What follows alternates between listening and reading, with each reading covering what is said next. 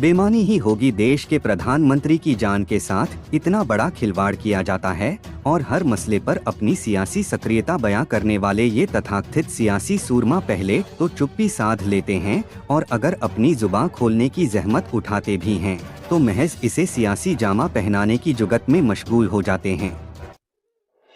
कोई इसे सियासी कारस्तानी करार दे देता है तो कोई इसे आगामी विधानसभा चुनाव में सियासी सहानुभूति हासिल करने के लिए रची रचाई पटकथा बताता है तो कोई इसे पाकिस्तानी एंगल देने में मसरूफ हो जाता है।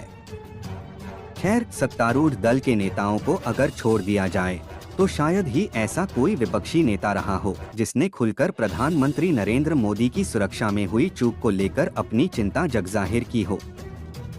खैर, वैसे तो आपने प्रधानमंत्री नरेंद्र की सुरक्षा में हुई चूक को लेकर सियासी सूरमाओं द्वारा दिए गए बेशुमार बयानों को पढ़ा ही होगा, सुना होगा, लेकिन इस रिपोर्ट में आज हम आपको पीएम मोदी की सुरक्षा में हुई चूक को लेकर कांग्रेस नेता द्वारा निकाले गए पाकिस्तानी एंगल के बारे में बताएंगे और भी बताएंगे कि कैसे उन्होंने पंजाब के मुख्यमंत्री चरणजीत सिंह चन्नी के उस दावे की पोल खोलकर रख दी जिसमें उन्होंने कहा था कि पीएम मोदी की सुरक्षा में किसी भी कोताही नहीं बरती गई थी। लेकिन उससे पहले आप यह जान लीजिए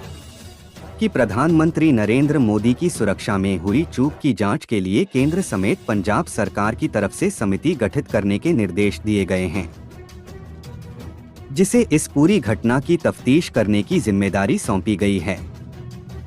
अब ऐसे में देखना होगा कि इस पूरे मसले की तफ्तीश मुकम्मल होने के बाद क्या सच निकलकर सामने आता है।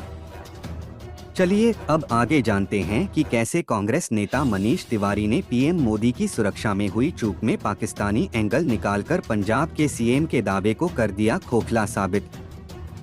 तो पीएम मोदी की सुरक्षा में हुई चूक को लेकर पाकिस्तानी एंगल निकालने वाले कोई और नहीं बल्कि कांग्रेस के वरिष्ठ नेता व हर मसले को लेकर केंद्र सरकार को घेरने वाले मनीष तिवारी हैं। उन्होंने कहा कि जहां तक प्रधानमंत्री नरेंद्र मोदी की सुरक्षा का विषय है वो मसला अलग हो जाता है। उन्होंने कहा कि जहां पर उनका काफिला रुका था वो भारत की सरहद से महज 10 किलोमीटर दूर है। उन्होंने आगे कहा कि जहां पर भारत और पाकिस्तानी के तोपखाने तैनात रहते हैं,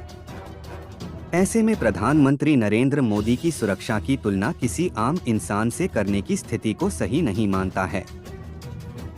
ऐसी स्थिति में किसी भी व्यक्ति को यह स्वीकार करने में कोई गुरेज नहीं करना चाहिए कि पीएम मोदी की जान को खतरा था।